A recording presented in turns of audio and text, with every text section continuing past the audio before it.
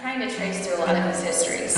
So this next song is about a place. It's about the root cellar that was built at Heart Mountain, which was one of the 10 concentration camps that incarcerated Japanese Americans during World War II. This one was in the northwest corner of Wyoming, so kind of between Cody and Powell. Heart Mountain is where my grandmother, Misa Hatakeyama, and her family were incarcerated. So my grandmother was about 20 years old when President Roosevelt signed Executive Order 9066, which turned the western coast of the United States over to the military, to the Secretary of War, to do what he deemed necessary to keep it safe.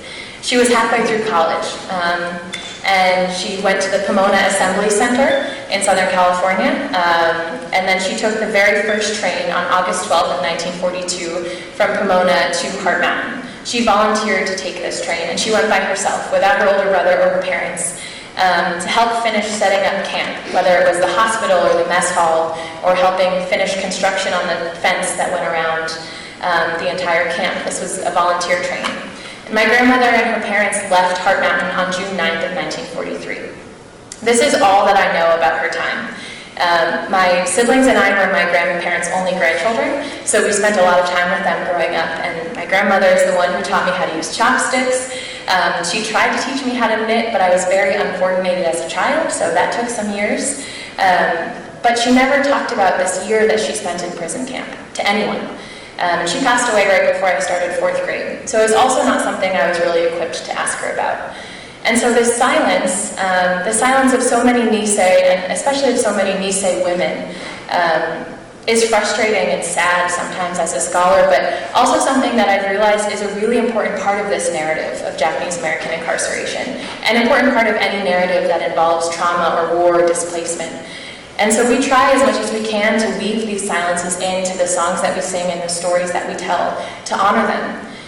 But we also do the work of historians, which is learning as much as you can about a place and the lives lived there, and then speculating, kind of building a world, creating a story from what we can learn.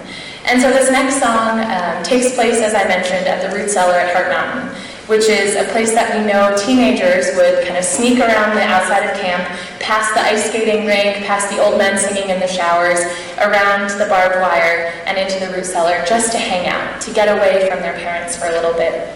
And so this story is building on that narrative, and it's just about two teenagers sneaking out into the root cellar to dance, to find a little bit of joy in what was a really dark time.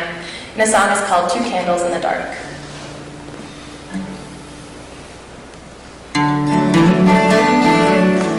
Don't it feel like a movie, teaching this girl how to waltz?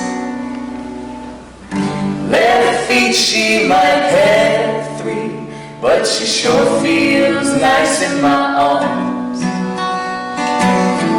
Old folks sing an old song, playing the agreement monkey. My eyes are stuck on her eyes don't leave her feet.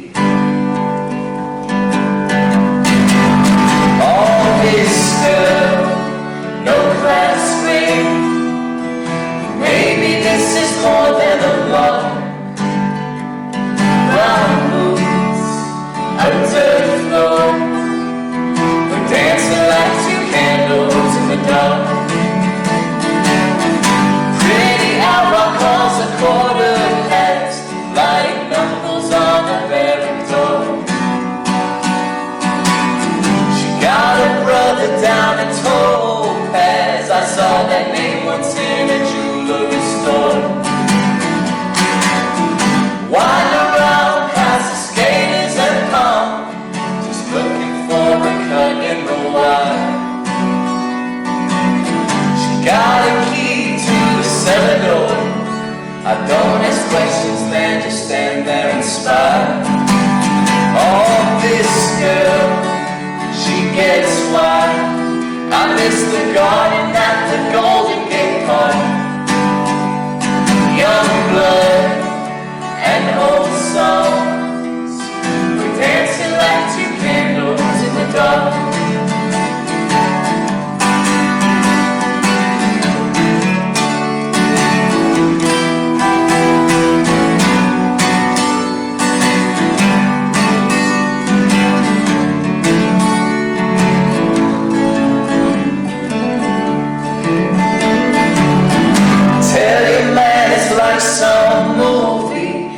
she's just tailor-made for the part.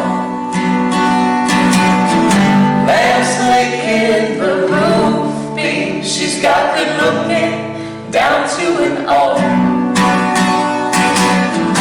Yeah, the old don't sing them old songs, the background just fades away.